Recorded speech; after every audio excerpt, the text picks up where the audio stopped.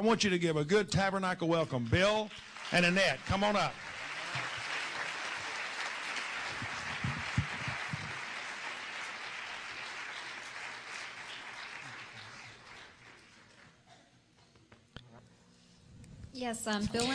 Бил и аз отидохме да се легнем през вечерта на 22 ноември и идвахме от дома на приятели, където провеждахме всяка събота молитвено събрание.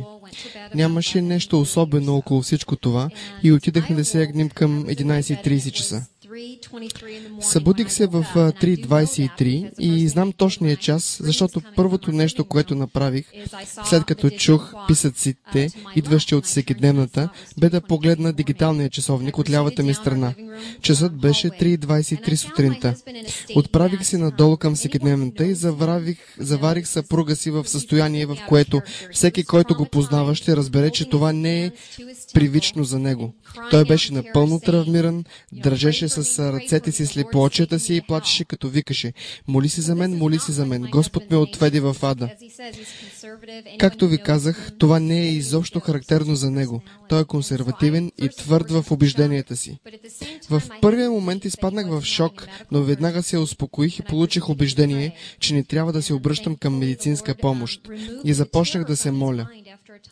Благодарение на Господ в молитвата Той премахна ужаса от ума му, но запази събитията цялостни, така че да могат да бъдат споделени на други хора. След това първото нещо, което поиска, беше чаша с вода и след като му донесах, той се успокои и ми разказа какво се беше случило. Сега той сам ще ви разкаже. Прибрахме се от съботната молитвена вечер, която се стоеше всяка седмица, и се отправихме към леглата, както всяка една нормална вечер. И към 3 часа сутринта, не мога да ви обясня как, но някак си знаех, че е 3 часа. Бог ме грабна и ме изведе вън от тялото и ме постави в затворническа килия в ада. Нямах никакво обяснение до прибирането ми отново в тялото. Така озовах си в затворническа килия, точно както можете да се представите една килия. Камени стени, метални пръчки на вратата. И за известно време имаше светлина, така че да мога да видя всичко това, което ви описвам. Едно от първите неща, които почувствах, беше топлина. Огромна топлина, до толкова, че се очудвах как оставах жив. Защото всичко това далеч надминаваше способността на тялото ми да издържи, но в крайна сметка бях все още жив. Беше ужасяваща жега. Не знам колко градуса беше, но беше непоносима за човешкото тяло. Трябваше да съм мъртъв. Лежах на пода, без никаква сила в тялото ми, напълно обезсилен. Едва се помръдвах.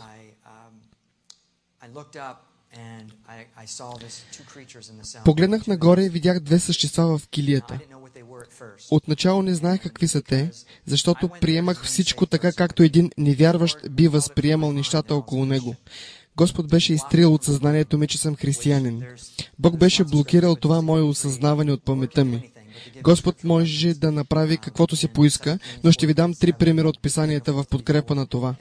Четвърто царе 4.27, Даниил 4.34, Лука 18.34, показващи как Бог може да скрие нещо от ума на някого. Сега нямаме време да минем при всеки един от тези стихове, просто ви ги давам, за да имаме база от писанията за сравнение. Това беше скрито от ума ми и ми се разясни на връщане. Ще стигнем до там след минута. Причината това да бъде скрито от съзнанието ми бе поради факта, че ако бях се останал със съзнанието, че съм християнин, тогава бих имал надежда и бих викал към Бога да ми измъкне от тук.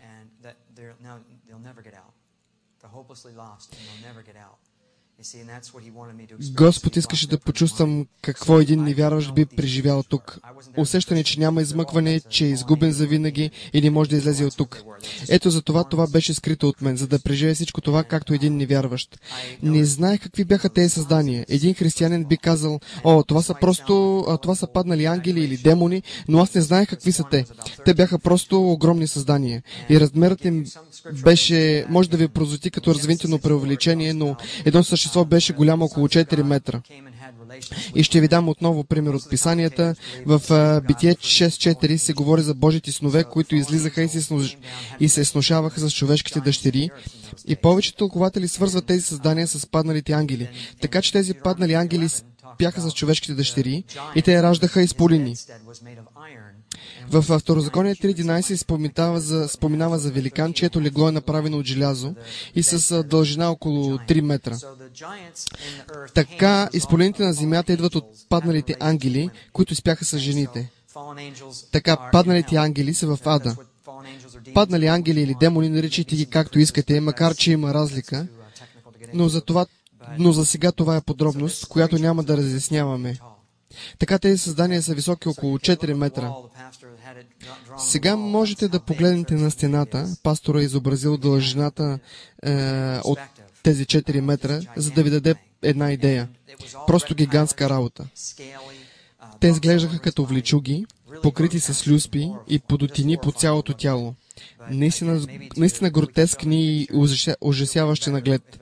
И ще помоля пастора да прожектира изображението на едно от тези създания.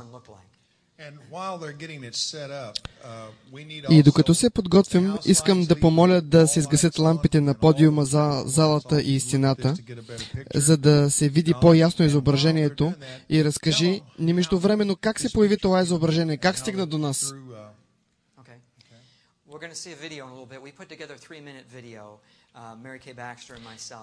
Сега ще видим 3-минутен видеоклип.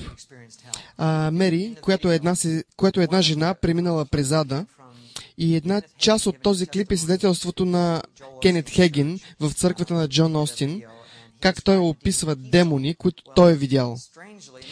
И странно, но този демон на изображението изглежда точно по същия начин, както онзи, който аз видях. И аз не знам как са нарисували образа му, но той изглежда абсолютно еднакъв с този, който аз видях.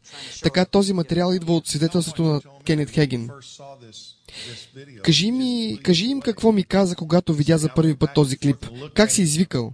Той ми каза как се е приближил и отдръпвал 20-30 пъти до изображението и как е възкликнал, че това е точното копие на демона, който е видял. Точно така, абсолютно копие. И макар тук да не показват цялото тяло, аз го видях в цял ръст. И не знам как са го направили толкова еднакво и ми се искаше да се обадя на Кенет Хейгин, но нали знаете, че не мога. Така че, както и да е, това е добро изображение на видяното от мен. Но всички демони са различни размери, форма, малки. И ще говорим за това, но точно този е огромен и свиреп. И не само, че е голям, но и свиреп. И с омраза към теб, и силен, и се разхожда из килията като разярен бик, готов да ми разкъса на парчета. Така, ако можете да се представите най-дивото озверено животно, то това е далеч по-чудовищно от представите ви. Така че размерите и характера взети заедно са смразяващи. Аз бях напълно ужасен. Ето главата. И е малко трудно да се прецени, но не е толкова голяма, с огромни зъби. Беше изцяло непропорционално, без никаква симетрия. Едното ухо голямо, другото малко, едната ръка дълга, другата къса, единият крак голям, другият малък, деформиран, усукан, гротескно създание. И се разтъпкваше около клетката, като говореше с другия демон в клетката. Другият демон изглеждаше различно от този, имаше щръкнали къси бодли по цялото си тяло и беше по-слабо от това на изображението, което е наистина масивно и мощно и толкова обемно, колкото е рисунката на стената. И в сравнение с него всички други изглеждаха малки. Ще видим повече в 3-минутния клип. Добре, запалете светлините, загасете изображението на стената и пригответе видеоклипа за по-късно. Благодаря ви.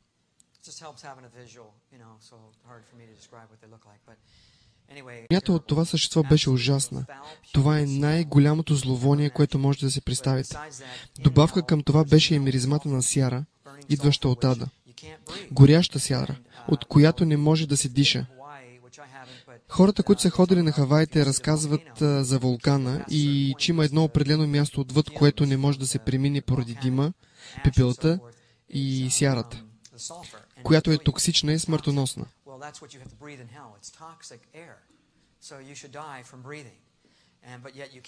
И по същия начин в ада въздуха е токсичен и би трябвало да умреш, ако го вдишваш. Но ти продължаваш да живееш. Не ти си иска да дишаш, защото чувстваш, че ще умреш на секундата, но накрая се поддаваш. Няма достатъчно въздух за дишане.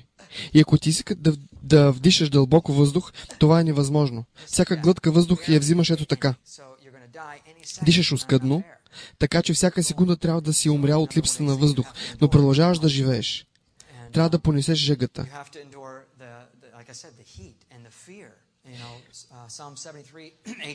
Псалм 73:18 казва: как изведнъж стигат в запустение, съвършено се довършват от ужаси. Ти си просто разяден от ужасите. Лежейки на пода, безпомощно, напълно обезсилен, не можех да помръдна. Дори да си мислих, че имам сили, физически бях обездвижен. И ми се иска да подкрепя всичко това с няколко стиха. Това е важно за мен. Исаия 24:22 казва: те ще бъдат събрани заедно, както събират затворниците в тъмница. Ще бъдат затворени в тъмница и след дълго време ще бъдат наказани. Тук се говори за затворнически килии. Притчи 7:27 казват: домът и пътя към Шиол и води надолу към клетките на смъртта. Тук клетките означава килии. За решетки в Йона 2:6 се казва: земните лостове ме затвориха за винаги, но пак ти, Господи Боже мой, си избавил живота ми от рова. Повечето коментатори смятат, че Йон е опитал ада, слязал е до Шиол, бил е до него. Други казват, че е преминал портите му. В Йон 2:2 се казва: от вътрешността на Шиол извиках и ти чу гласа ми. Така че той е един, който е преживял ада. В Йов 17:16 се заговори за при вратите на Шиол ще слезе тя. И в Исаия 14:9-10 се казва: Шиол отдолу се раздвижи заради тебе, за да те посрещне, когато дойдеш. Те всички ще рекат: и ти ли отслабна както нас? И тази дума за слабост е същата, както в Съдии 16:7, където се говори за Самсон, на който отрязват косите му и загубва силата си. И в Псалм 88:4 казват: считан съм сред онези, които слизат от рова. Станах като човек, който няма помощ. И така мога да подкрепя всяко изказване с стих от писанието, което харесвам като практика. Стиховете просто ще следват разказа ми, но ми се иска да събера всичките препратки в книга и смятам, че това е важно. Тези същества хулиха и проклинаха Господ. И аз разбирах какво казваха. Не знам какъв език говореха, но можех да ги разбирам. Те изразяваха омразата си към Бог и това обърнаха тази омраза към мен. Чудих се какво съм им направил, но за да ме мразят толкова дълбоко. Тогава голямото същество ме сграбчи и ми засили към стената, сякаш съм изключително лек. Почувствах костите ми струшени. В ада ти запазваш тялото си. И в Матей 10:28 се казва: бойте се от онзи, който може и душа и тяло да погуби в пъкъла. И аз почувствах как костите ми се струшаваха и усетих болка. Но болката беше някак си притъпена. Не я почувствах с цялата й сила. Бог беше отнел по-голямата част от страданието. Но в ада се чувства реална болка. Това не е нещо алегорично или метафорично. Болката е реална. След като се струшиха костите ми, паднах на пода и другото същество с бодлите по тялото ме хвана изотзад, като парцалена кукла, и раздра плътта ми.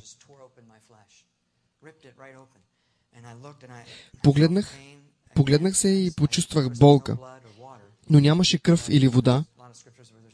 Но много стихове от писанието казват, че в ада няма нито кръв, нито вода.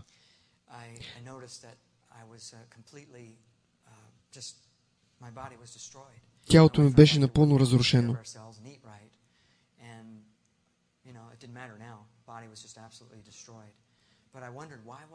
Тогава се запитах, защо не съм мъртъв, какво не е наред, как може да не умирам. Аз не умирах, всеки един преживява там. Дори смъртта може да те убие. Не можех да повярвам как вонеше там. Излязах от килията и навън беше тъмно. И вярвам, че Господ се беше отдръпнал, защото без Него нямаше да мога да видя онова, което ви описах преди малко. Като излязах от килията, навън беше тъмно като рок, като в рок. По-черно от каквато и да е тъмнина, която може да си представите. Бил съм на места в Аризона, където пада голям мрак, но тук беше друго. Тъмнина, изпълнена със зло присъствие. И в Изход 10.21 се говори за тъмнина, която може да се почувства. Там може да се почувства тъмнината, в която имаше и зло. Страха също може да те убие, но ти продължаваш да живееш. Погледнах надясно и можех да видя съвсем малко поради високо издигащи се пламъци на 16 км. Знаех, че това са 16 км. Не знаех как това става, но има неща в ада, които ги знаеш със сигурност. Сетивата ти са по-остри и имаш по-добро разбиране за нещата тук. Даже Ирвин Лецър, един от съвременните учители, който написа книгата «Минута след смъртта», казва, че в ада човек има по-изострени сетива и по-добро разбиране за нещата. Той е учител и аз не знам как той е узнал това, но потвърждавам, че това е истина. Така че аз знаех, че огньовете са на 16 км и те осветяваха само малка част от небето. Нещата не изглеждаха както на земята. Пропастта, в която беше огъня, беше с размер около 2 км. Това е много огън и той би осветил един доста голям периметър тук на земята. Додолу в дълбините на земята светлината не пътува. Така че това, което успявах да видя, беше една дива, неплодородна и пуста земя без никаква зеленина, просто скалиста, безплодна почва. Има много стихове, които подкрепят това. В Исаия 59.10 се говори за пусти места и за мъртъвци. Едно от съществата ме грабна и ме отведе отново в килията и започна да смачква главата ми, докато ни сплеска. Как продължах да живея с сплескана глава, не знам, но знаех, че главата ми е сплескана. Отново осъзнавах, че болката е блокирана и притъпена и че би била по-интензивна тук на земята. Господ позволяваше да изпитам всичко това, за да обяснявам на хората, че болката е реална. В килията имаше и други две същества. Не ги виждах, понеже беше тъмно, но знаех, че има още две. Всяко от тях хвана краката и ръцете ми и искаше да ги отскубне. Помислих си, че това не мога да го понеса и точно тогава нещо ме грабна и ме изхвърли отвън килията близо до бездната с огъня, която бях видял. За секунда се зарадвах, че мога да съм далеч от килията и имах момент на мир. Разбира се, това беше Господ, който ме избави от тях, но тогава не осъзнавах всичко това. Така, когато бях до огъня, можах да видя всички хора. Имаше хора в този ров, които викаха. Те горяха. Можех да видя фигурите им. Те изглеждаха като скелети. Не можех да видя никаква плът. Всички изглеждаха като скелети. Фигурите изглеждаха да са като на големи хора. Не виждах малки тела, което ме кара да вярвам, че там няма деца. И също виковете бяха викове на големи хора, защото се различаваха от детски викове. И виковете бяха толкова оглушителни, толкова силни, поради милионите хора, които бяха там. Чували сте как един човек крещи? Може да си представите един вик на ужас. А сега си представете милиони и милиони хора, които викат от ужас. Потресяващо е. Те бяха толкова оглушителни, че ми се искаше или да спрат, или да избягам. Погледнах над пропастта и видях как хората си набираха по стените, опитвайки да се измъкнат. Но не можеха, защото имаше демони, които ги наобикаляха и ги блъскаха обратно. Но така ли иначе те нямаха сила да изпълзят. Просто правиха последни усилия, за да излезат оттам, преди да бъдат отблъснати надолу. Не ми се иска да бъда хвърлен в огъня. Така ли иначе беше горещо. Това ще е нещо много, много лошо. Има много стихове за огъня в ада. Някой казва, че описанията са метафорични, че не са истински пламъци, но това не е вярно. Има истински пламъци и огън. Даже смятам, че огънът там е по-силен от този на земята, понеже в ада нещата са усилени. Ще ви дам няколко писания. Псалм 140:10 казва: разпалени въглища нека паднат върху тях, нека бъдат хвърлени в огъня в дълбоки води. Матей 13 от 49 до 50 казва: ангелите ще излязат и ще отлъчат нечестивите измежду праведните и ще ги хвърлят в огнена пещ. Псалм 11:6: над нечестивите ще излее той като дъжд разпалени въглени, огън и жупел. Наистина има истински огън в ада и в Лука 16 глава, където богаташът казва: измъчван съм от огъня и моля Лазар да натопи пръста си във вода и да разхлади езика му. И това не са метафорични пламъци. Водата наистина е кът и той моли за малко вода, за да облегчи жегата. И в Откровение 9:2 се говори за бездната пропаст, която се отваря, като от нея се издига дим и слънцето и въздуха потъмняват от този дим. Ако няма истински огън, няма да има и дим, който да потъмни небето. Така че огънът е истински. И Спърджън, един от големите лидери в миналото, казва, че има истински огън в ада, както знаем, че има истински хора в него. Има огън точно такъв, какъвто е на земята. Това е описано в книгата Ада и огъня, едно достоверно четиво, писано от 9 автора.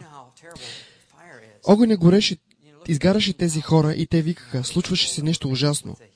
Спомнете си за кулите близнаци. Хората вътре бяха изправени срещу топлината. Те предпочитаха да скочат от високото, вместо да останат на температурите около 200 градуса, при които се изгаря за 50 секунди. И вместо да бъдат изпепелени, те предпочитаха да скочат. И това би било ужасяващо, гледайки височината, да избереш да скочиш оттам. Би трябвало да имаш доста основателни причини, за да направиш този избор. Учените казват, че огнената магма на Земята е с температура около 12 000 градуса. Представете си температурата, която трябва да понесете за вечността. Ужасно е. Нямаш цел. Напълно безполезно празно съществуване. Без нищо за правене, абсолютно нищо. И Еклесиаст 9:10 казва: няма ни работа, ни замисъл, ни знание, ни мъдрост в гроба. Просто едно празно съществуване. И Псалм 88:12 говори за това вечно забвение. Няма покой в ада. Имаш нужда да спиш, точно както тук на земята. Представете си две безсънни нощи. Там няма как да стане това. Безсънието там е завинаги. И Откровение 14:11 казва: и димът от тяхното мъчение ще се издига до вечни векове. И онези, които се кланят на звяра и на образа му, не ще имат отдих ни ден, ни нощ. Говори се не само за покой от мъчението, но и за физически покой. В Псалм 127:2 се казва, че в сън Господ дава на възлюбения си. Там няма възлюбени. Всеки добър и съвършен дар идва от горе, както се казва в Яков 1:17. Така че разбирате ли, ада е лишена от Господната добрина. Няма как да дишаш, няма въздух, няма слънчева светлина, няма общуване с никого. Вече няма как да си с хората отново. Ти си изолиран от тях. Дори да има други в тази огнена пропаст, те са разделени един от друг. Няма разговори. Никога повече не можеш да се сближиш с някого и да водиш някакъв разговор. Всички тези благословения идват от Господа. Той ни дава всички тези хубави неща, на които да се радваме,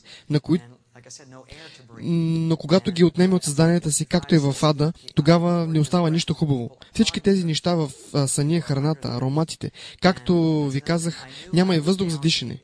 В Исаия 49:5 се казва, че Господ дава дихание на хората по земята, а тези хора са под земята. И аз знаех, че съм долу в дълбините на земята. И има 49 места в писанията, които показват, че местонахождението на ада е долу в дълбините на земята. И по-късно в съдния ден се казва, че смъртта и ада ще бъдат хвърлени в огненото езеро, но това е в съдния ден. В Откровение 20:14 се говори за това, но в момента ада е дълбоко в земята.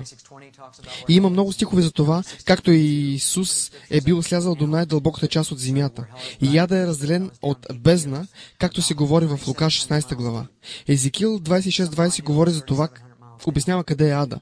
Числа 16:32 казва същото. Мога да ви дам много други примери, но аз разбирах къде се намирам, на около 6000 км под земята.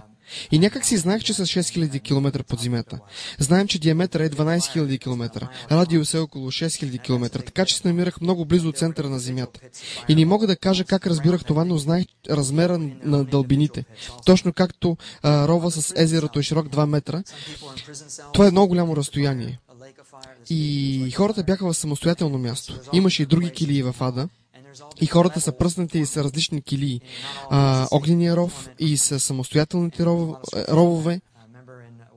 Има много места в ада и има различни нива на мъчение. В нито едно място мъченията не са еднакви. И има много писания, които посочват това. В Матей 23:14 казва: за това ще приемете по-голямо осъждение, съпоставяйки го с по-малкото осъждение. На друго място се казва, че за този град ще има по-голямо осъждение, отколкото за Содом и Гомор, съпоставяйки го с по-малкото осъждение. Някои слуги ще бъдат бити повече от други. В Евреи 10:29 се казва: колко по-тежко наказание ще заслужи онзи. Значи има и по-болезнено наказание. Правите го рожби на пъкъла 2 пъти повече от вас. И така нататък. Има много други стихове, доказващи различните нива на мъчения. Но нито едно не е добро. Всички са тежки. И всяко едно ниво е тежко спрямо другото. Няма приятни кътчета в ада. И когато бях долу, си помислих за жена ми. Мислих си, че никога повече няма да я видя. Аз никога няма да изляза оттам. Тя никога няма да разбере къде съм. Няма да може да ме намери. Аз няма да мога да се измъкна оттам.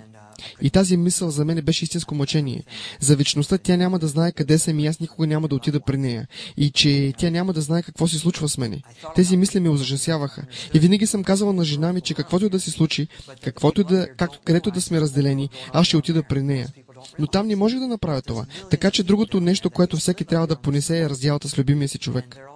Може да осъзнае факта, че има милиони хора по земята горе, но повечето от тях не осъзнава, че има множество други под тях в ада. Милионите хора под земята са живели някога горе и сега са измъчвани. Те са живели на земята по същия начин, както и мен и теб. Ходили са, вършили са техните работи, радвали се на семействата си и сега са изгубили завинаги в ада, без да могат да видят семействата си, нито който да е било друг. За момент си помислих за това, че искам да хапна добра храна, капка вода. Водата беше толкова безценна. Просто една капка ми стигаше, както и богаташа казваше в писанията. И само една капка имаше огромна стойност. Наистина оцених стойността ми. С жена ми аз си носихме постоянно вода с нас и имам бидони с вода от целия свят в къщи. Ако не харесвате водата, трябва да се научите да я обичате. Защото когато жена ми сипа онази вечер чашата с вода, беше като че ли ми даде живот в чаша. Водата представяше живота. За това се говори в Откровение 21 глава и за мен беше удивително да гледам водата в чашата и да констатирам, че в нея има живот. И в ада няма живот, няма и вода. В Захария 9:11 се казва: аз изведох затворниците от безводния ров, и има много други стихове, но водата е толкова безценна.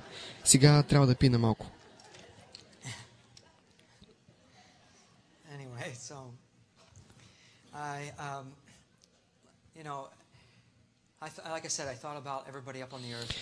И както ви казах, мислих си за хората навън, но няма абсолютно никакъв начин да се излезе оттам. Можех да разбера концепцията за вечността. Тук не може да преумеете това, защото ние мислим за времето като нещо, което има начало и има и край. Нещо, което има крайен момент. Но с духовното ви тяло може да разберете вечността. Така че дълбоко осъзнавах, че ще бъда там за вечността и никога няма да мога да излеза оттам. И разбирате ли, мъченията са ужасни, но най-тежката част е разбирането, че няма излизане оттам. Ти ще страдаш цяла вечност. И преди да преминем към хубавата част със срещата ми с Исус, ми се иска да видим този 3-минутен клип, който сме сглобили за вас. Гледахме различни холивудски филми, за да намерим нещо реалистично, доближаващо се до преживяното. Няма нищо лошо, че сме използвали отказ от Холивуд. Те са далеч по-кратки от това, което е в действителност. Ще видите жена, която е преследвана от дух на страх през вечността. Не знам как жената има толкова сила да бяга, понеже хората там са обесилени, но все пак не съм видял всичко в ада. Ада е голямо място и Господ Господ ми показа само част от него. Ще видите също и чудовището, което Кенет Хеген описва в свидетелството си, когато е бил отворен до портите на ада. И ще видите хора, висящи на кръстове цялата вечност. Сега ще видите това 3-минутно клипче.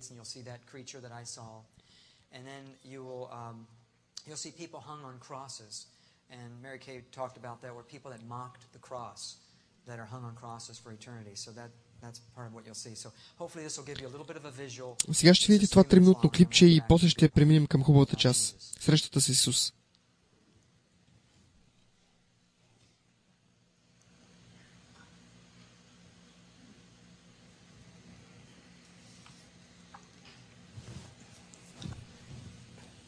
Ада, вика на прокълнатите. Вика на прокълнатите.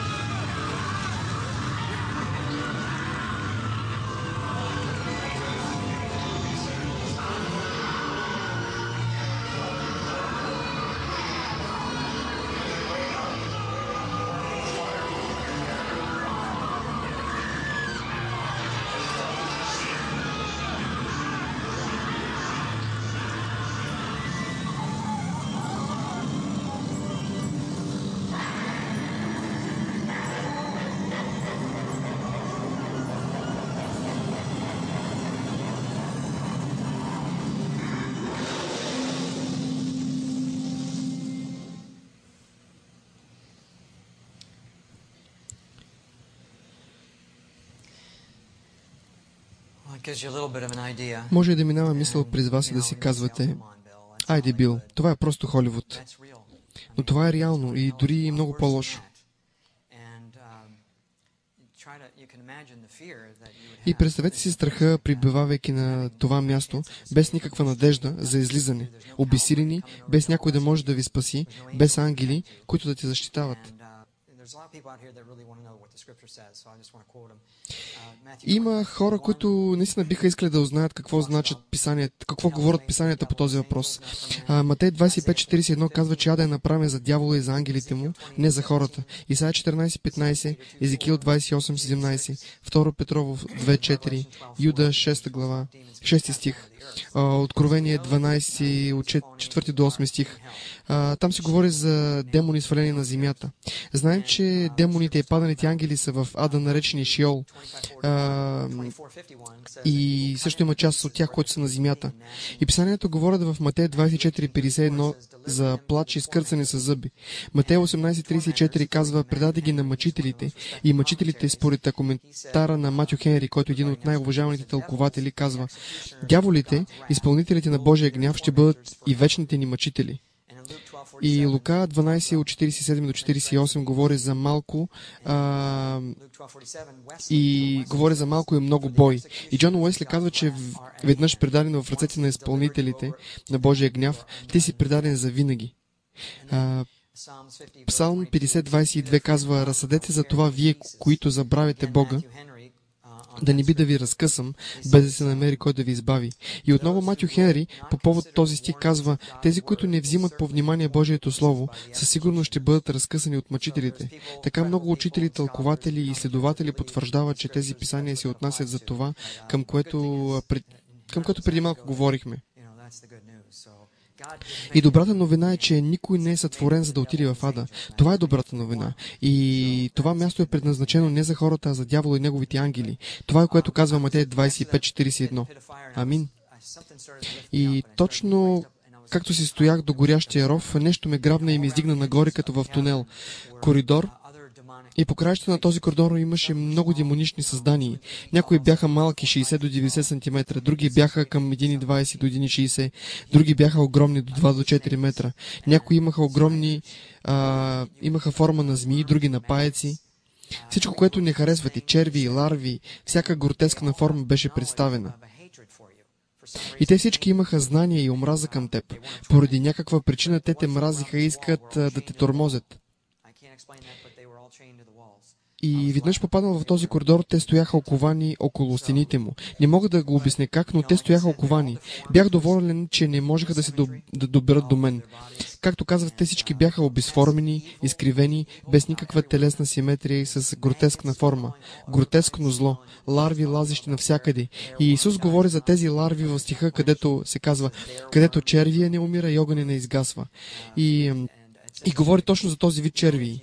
И интересно, но ако животно умре до пътя и го проедат ларви, тези ларви ще умрат, когато тялото се свърши. И не случайно Исус казва, че там, където червият не умира. Защото тялото никога не се изконсумира. То живее вечно и червиите го прояждат вечно. И огън не изгаря вечно тялото, но то никога не свършва, както горящия храст с случката с Моисей. Храста не изгаря.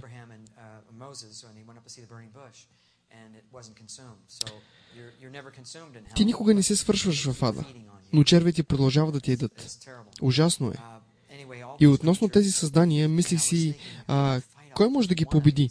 Поне едно от тях. И никой не може да ги бие. Погледнете само размера им. И в тях имаше такава омраза и злоба. И те ме мразиха и хулиха Господа. И в Псалм 106:41 се казва, предаде ги в ръцете на езичниците и завладяха ги онези, които ги мразиха. Господ е този, който ги предаде в ръцете на езичниците. И това проклятие е също както в ада. Попадаш в ръцете на някой, който те мрази. И ти не можеш да направиш нищо относно това. И знаете ли, Господ ни е направил най-висшата форма на създанията си. И ние работим, учим се и така нататък. В ада ти си подчинен на тази най-нисша форма на създание, тази най-нисша форма на създание. И те властват на теб. И това е толкова отблъскващо. Тези създания с ниска умствена способност и сега ти тормозят за вечността.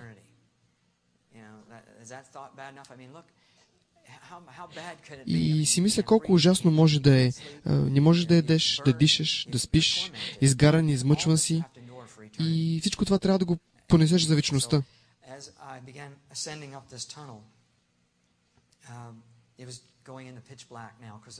И изкачвайки се по тунела, започнах да се доближавам до абсолютната тъмнина, понеже се отдалечавах от огъня. И той не осветяваше навсякъде, но беше достатъчен, за да виждам малко от малко. И когато се издигнах в тунела, стана тъмно като в рок. Толкова бях оплашен и изведнъж бяла светлина се появи. Това беше Исус. Той се появи и аз паднах на колене. Не видях лицето му, а само силна светлина и контурите на мъж. Изключително чиста, силна, бяла светлина. Просто паднах на колене и всичко, което може да направя, е да му се покланям. Не исках да се махам, не исках да се движа, просто бях благодарен. Преди една секунда бях загубен за презвечността и от съзнанието ми беше покрит факта, че съм християнин и че не съм за ада. И просто преминаването от едната ситуация към другата беше страхотно.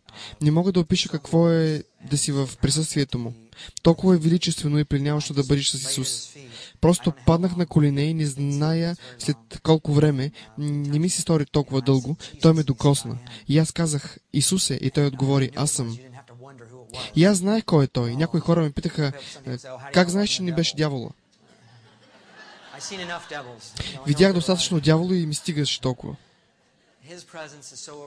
Присъствието му е толкова завладяващо и не може да сбъркаш, че това е Исус. Той е толкова силен и спокоен и любящ и всичко това на едно и просто паднах на земята като мъртъв. Просто почувствах, че умирам и не мога да го обясня, но в Откровение 1.17 Йоан казва: и когато го видях, паднах при нозете му като мъртъв. И точно това се случи с мен, така се и почувствах. Той ме докосна и аз се съживих. Тогава много мисли се появиха в ума ми. Наистина не ми се искаше да го разпитвам. Просто исках да остана благодарящ и отдаден в присъствието му. Но много въпроси напираха в ума ми. И той започна да отговаря на въпросите ми. Аз не бях си отворил устата, но той отговори на въпросите ми. И тогава при мисълта ми: защо ме изпрати на това ужасно място? Исус ми каза: понеже много хора не вярват, че ада съществува. Дори някои от людите ми не вярват, че ада е реален. Това изказване ме шокира, но от тогава срещнах много християни, които не вярват в ада. Живеещи в пълно отрицание, или че няма ад, или че той е само за дяволите и ангелите му, или че евентуално човек ще бъде избавен от ада. И има много християни, които са новородени, обичат Бога и не вярват в ада. Имаше също една статия във вестник Daily Times през 2002 година с заглавие "Огън в Брингстън". И по време на интервюто никой от пасторите, освен на Рей Комфорт, не е признал съществуването на ада. Всички те заявявали, че ада е малко архаично понятие. Никой не е вярвал в това. Познавали понятието само като отделени от Бог и това е, което знали за ада. И това е, което повечето хора споделили. Може да видите доказателството във вестник. И това е така, че много църкви не говорят за ада и много не го вярват. И това е, което Исус каза: има много хора, които не вярват в ада. Отиди им разкажи. И не е волята ми нито един да отиде там. Никой не искам да загине. Отиди им кажи. И просто казах: слушам и изпълнявам, без да разпитвам допълнително. Разбирате ли? Така е, когато си в присъствието му. После други неща изплуваха в съзнанието ми и го попитах: Господи, как е възможно тези демони да ми мразят толкова?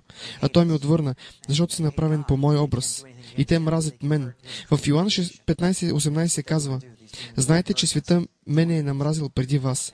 Така че те изпитват омраза към цялото човечество. Те ни мразят. Те мразят и Бог. Но понеже не могат да му направят нищо, те нараняват творенията му. И това е желанието на демоните да ни направят, да ни нараняват и да ни измъчват. Тогава си помислих: Господи, защо избра мен? Дори не биваше да се задавам този въпрос, понеже беше малко арогантен, защото когато генерал с 5-звезден пагон дойде при тебе, а ти си войник и каже: войнико, отивай там, ти не му викаш: защо избра мене? Не, ти просто отиваш и се подчиняваш на заповедта.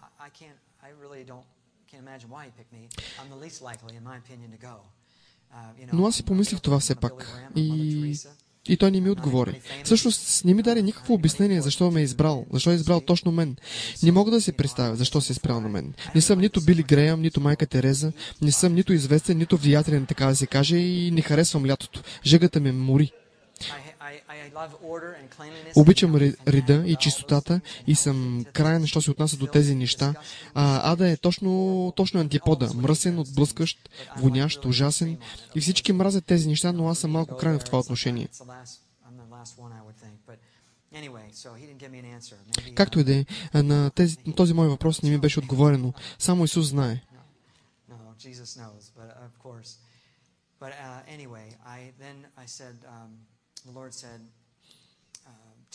И тогава Господ ми каза, предай на всички, че идвам много скоро.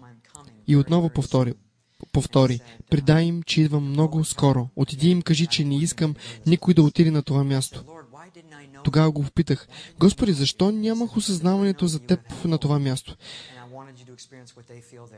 Защото ако ме познаваше, щеше да имаш надеждата. А аз исках да изпитваш същото, както хората там, безнадежно изгубени за цялата вечност. И това е най-важното нещо, което трябваше да се изпита.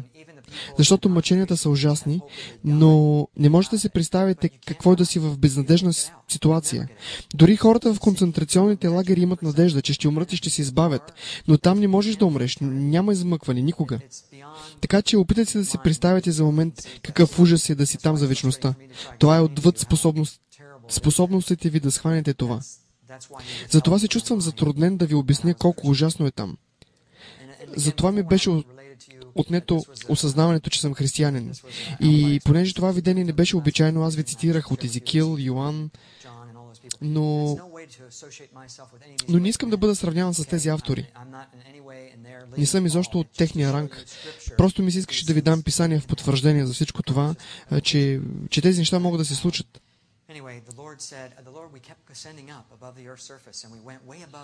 Тогава Господ ме издигна над земята. Все още бяхме в тунела.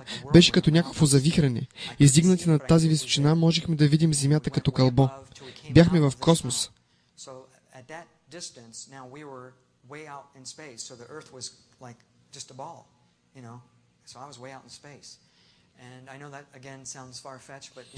И знам, че може пак да ви се прозвучи малко чалнато, ама повечето неща звучат налудничево, но не са. Бяха абсолютната истина. И бидейки в космоса, просто е феноменално да видиш как света се крепи на нищото. И в Йов 26:7 стих се казва, окачва земята на нищо. Света виси във въздуха, нищо не го държи. И е удивително да видиш всичко това. И много астронавти са се спасявали при вида на всичко това, защото е невероятно да виждаш всички тези небесни тела, как се въртят толкова прецизно. И Господ ми позволи за момент да изпитам силата му, да почувствам част от силата му. И аз просто изпитах частица от контрола, който той упражняваше на всичко това. Видях този необятен простор, всички планети и той е контрол на всичко това. Те бяха милиарди тела, небесни тела. И всяко едно тяло си има име. И той знае всичко какво се случва, където и да било. Просто умът ти блокира, виждайки силата, с която той контролира всичко. Гледайки как всичко се върти толкова перфектно. Водата, която не залива сушата и гледайки океана, си мислиш, кое го задържа, за да не прелее? Но Господ задържа водата на мястото й. И разбрах, че той знае всяка мисъл от човек. Всяка птичка, която пада на земята. И знаете ли, знае всеки косъм на главата ти. И всичко това започна да нахлува в главата ми. И невероятно да осъзнаваш факта, че той е в контрол на всичко това. Няма нищо, което да му обягва. И понякога си мислим, защо Господ не чува молитвата ми, защо я пропуска. Той не пропуска нищо. Той е в тотален контрол на всичко. И тогава ми позволи да усетя част от любовта му.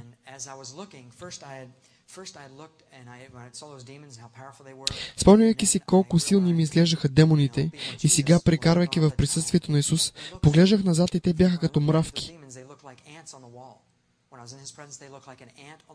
И не мога да обясня дали наистина ставаха толкова малки или се снишаваха пред Исус, но те изглеждаха като нищожества. И тогава каза: Господи, погледни ги, те бяха толкова големи, аз се страхувах от тях, а сега са нищожества. Той ми отвърна: О, просто трябва да ги изгониш в моето име. И тогава си казах: слава на Бога! И си чудех как тези неща са ме тормозили и си казвах: разкарай ги, Господи, разкарай ги. Искаше ми се да ги разкъсам. И въпреки силата и властта, която даде на демоните, това не трябва да ни плаши. Разбира се, когато познаваме Исус. Но без Исус ние сме нищо пред тях. И когато бяхме в този тунел, Исус ме накара да погледна назад и вижда как хората падат един след друг, точно към дъното, откъдето идвах. И тогава казах: О, Господи, виж тези хора, които отиват там, откъдето току-що се връщам. И той ми позволи отново да усетя част от сърцето му, любовта му, която той изпитва към нас. И Господ го болеше, гледайки как тези хора отиват към ада, и не можех да понеса болката, която той изпитваше. И тогава го помолих: Моля те, спри, Исусе, не можех да понеса болката, която той изпитваше. И той стенеше за всеки човек, който отиваше надолу. Той не иска никой да отиде в ада. Както ви казах, ада не е направен за нито един от тях, за нито един от нас, а за дявола и за неговите ангели. Но на човек му е даден избор. Той трябва да го направи през този живот. Твърде късно е, дори секунда след смъртта му. Така че той ми позволи да изпитам любовта, която има. И въпреки че го помолих да спре, изживяването беше много величествено, да изпиташ любовта му. Затова бях паднал при нозете му. И за момент си замислих: човече, какво ли щеше да е, ако не беше умрял на кръста? Тогава всички трябваше да сме долу, но поради жертвата му не трябва да отиваме в ада. Амин.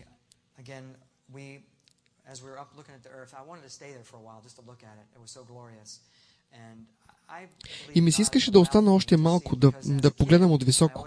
Беше толкова величествено. И вярвам, че Господ ми позволи да видя това, защото като дете исках да видя Земята от космоса. Исках да стана астронавт и вярвам, че Бог е запомнил тази моя мисъл, която беше копнеж на сърцето ми. И макар и дребно нещо, Той го изпълни. Амин. Така можех да видя Земята от космоса и Той си спомняше това.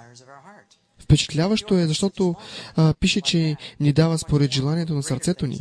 И ако той си спомня толкова дребно нещо, колко по-важни са големите неща. И така просто беше величествено да погледнеш Земята от космоса. Бях толкова развълнуван да видя това. И когато се връщах на Земята, въздуха си удреше в лицето ми и по пътя ми към дома в Калифорния успях да си помисля, преминавайки през атмосферата. Мислих си за тази бариера, за която астронавтите говорят, когато преминават през нея.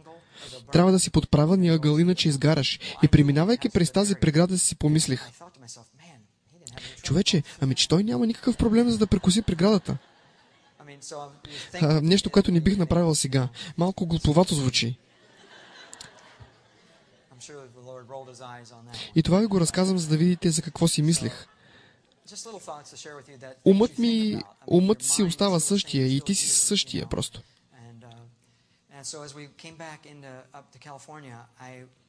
И когато се прибрах от дома у нас в Калифорния, видях тялото си проснато на пода. И Господ ми припомни стиха от Яков 4:14, където се казва, че живота е пара. И изведнъж успях да видя живота като пара. Всъщност видях как пара се издига. Тогава си казах: това е живота ни. Отива си толкова мигновенно. И това ме удиви, като видях, че тази пара има стойност за вечността.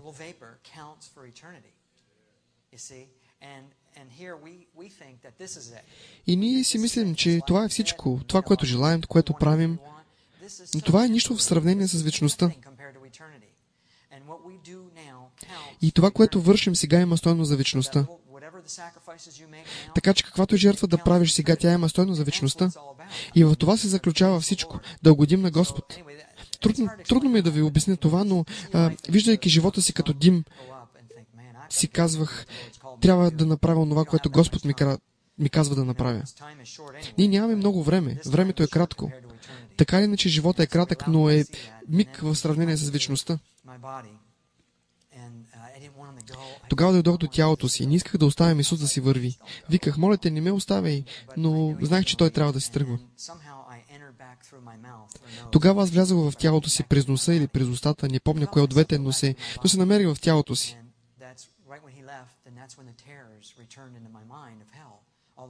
И когато Бог ме остави, мъченията от ада нахлуха в главата ми. Не можеш да живееш с мъченията. Можеш да имаш спомени, но не мъчителни спомени. И веднага осъзнавах, че тялото ми умира. Знаех, че ще умра, защото мъките биха убили тялото ми. И чувствайки, че тялото ми загива, аз извиках. Не знае къде се намирам, какво се случва, дали съм се върнал, загубих всякаква представа. И тогава жена ми започна да се моли за 20 минути и тогава започнах да се опомня малко по малко. Помнях се, че съм се върнал от ада и че съм на земята. И бях благодарен, че съм тук. Че съм тук на земята, но бях още травматизиран и се моля Господ да премахне тези ужаси от ума ми. И след като жена ми се помоли, Господ изчисти това за един миг. И ужаса напусна. И тялото ми се освободи, защото ви казах, че не можеше да живее с толкова страх и страдание у себе си. Така че Господ остави спомените ми, но примахна мъките. И от този момент се успокоих. Все още ми трябваше около година, за да се възстановя от това преживяване, въпреки че Господ примахна това. Чувствах се толкова объркан, защото знам, че Словото говори за ада. Ние вярваме в ада, но когато си бил там и споделяш на някого за това и той ти каже, аз не вярвам в Исус, не вярвам в Библията, направо ти идва да го удушиш. Ще ти се да го шамаросаш и да му кажеш, събуди се, това място е реално и ти ще отидеш там, ако не се събудиш. И за една година бях раздвоен. И Мери ми беше казала, че ще е така. Няма да можеш да говориш за това с всеки. А пък на мен ми се искаше да споделя с всичко, което мърда. И това е добро нещо, но трябва някакси да го примериш.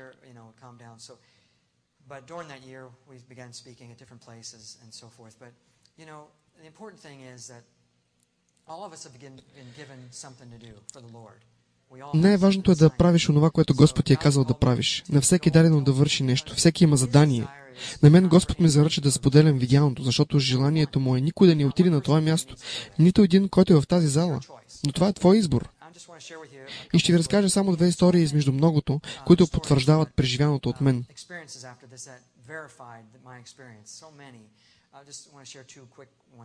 Набързо ще ви ги споделя. Първата е, когато отидахме в една руска църква в Сакраменто. Споделих им видяното и там имаше около 5000 човека. Имаше и преводач от руски. И както и да е, накрая един старец се втурна напред, размахваше бастуна над него и викаше: това е мъжът, за който ви говорих. Не знаех за какво говори, за какво иде реч, но той беше най-възрастният в тази църква. И всички се надигнаха и започнаха да пляскат с ръце. След това го опитах за какво говори и той ми разказа. Той е руски евреин и през Втората световна война е бил изпратен в концентрационен лагер в Аушвиц. Той не е бил християнин, бил е евреин.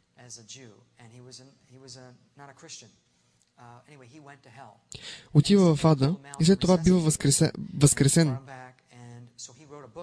И написва книга за преживяването му в ада. И каза, че се е молил на Господ, нека някой ден да дойде и да потвърди, нека някой ден да дойде да потвърди това, което видях. Който и да е, някой ден. И този някой бях аз. И от 1944 година до сега, това прави 60 години по-късно, той получава потвърждение на молитвите си. И за мен беше много смиряващо да бъда отговор на молитвите на този човек и си казах: Господи, това е невероятно. Но най-важното е хората да се спасяват. Знам за един пастор, който е изпратил моята книга и аудиозапис на свидетелството ми на една възрастна дама. И тази жена не е знаела какво точно е това, което тя получава, и пуснала записа. В същия момент сина й, на около 30 години, влиза в стаята. Току-що са го били пуснали от затвора.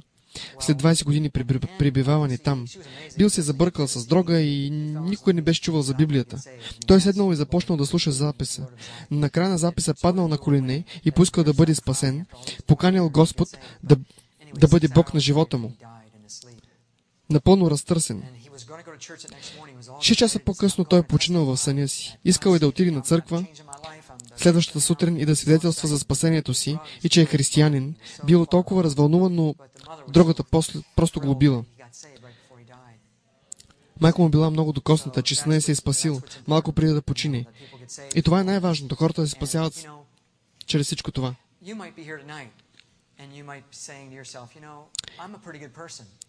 И ти може да си тук тая вечер и да си казваш, аз съм един много добър човек съм аз. Но всъщност ти не си добър, когато се сравняваш с себе си. Нито един не трябва да се сравнява с себе си. Трябва да се сравняваме с Господ. Стандартите му са много по-високи от нашите.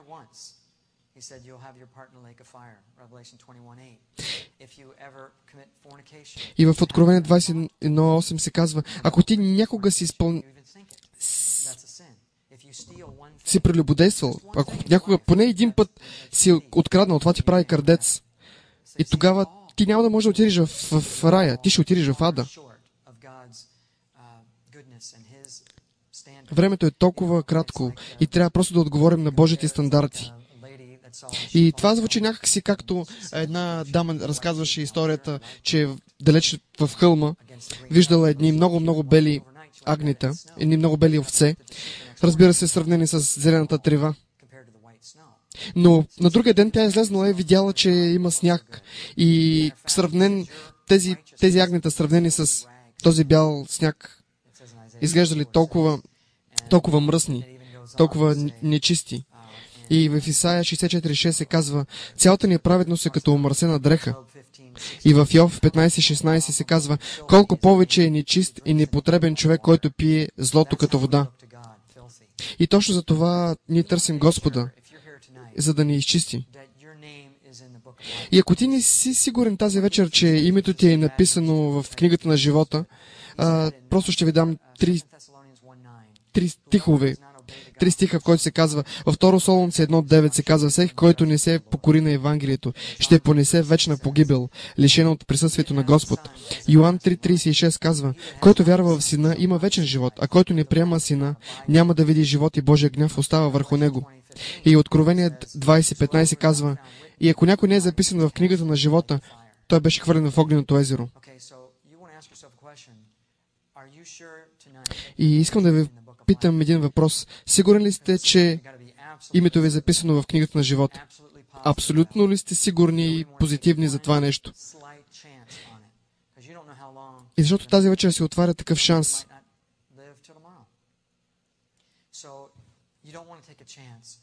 Просто не изпускайте шанса си тази вечер. И ако има някой тази вечер, който не е абсолютно убеден, че името му е записано в книгата на живота, моля ви да си дигнете ръката. Просто се покайте от греховете си, защото Исус казва, че трябва да се покаем. Така че ако просто не сте се покаял, не сте приели Исус в живота си, искам да направите нещо. Просто си издигнете ръката. Просто се смирете. Дигнете ръката си и кажете, аз никога не съм приемал Исус в живота си и искам да го приема в живота си. Благодаря ви, да. Виждам ръката ви тук, и там. Благодаря ви. Слава на Бога.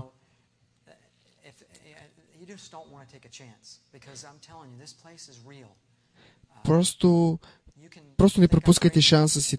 Тези места, които ви описах, са реални. Дори много по-лошо от това, което успях да ви предам. И как може, когато тръгвате на почивка, просто проверявате всички свободни стаи, обаждате се по телефона, проверявате дали всичко ще намине добре през тази ваша почивка. Но как така може да се отнесете небрежно и към вечността?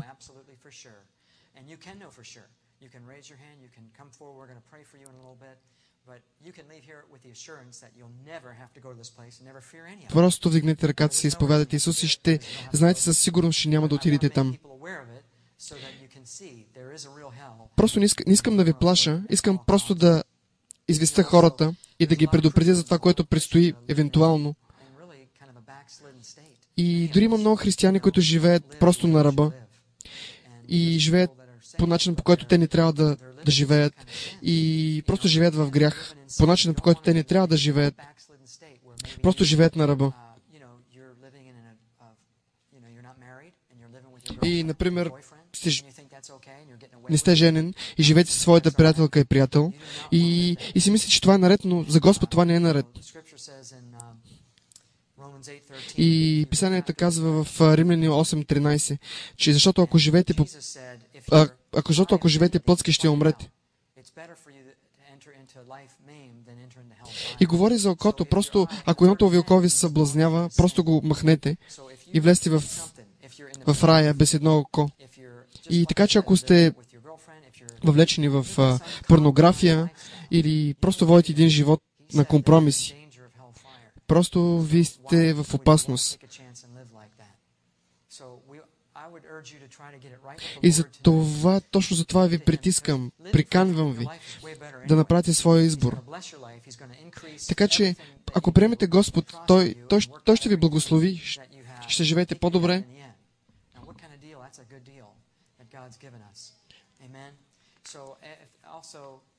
Той се грижи много по-добре за нас от всеки един.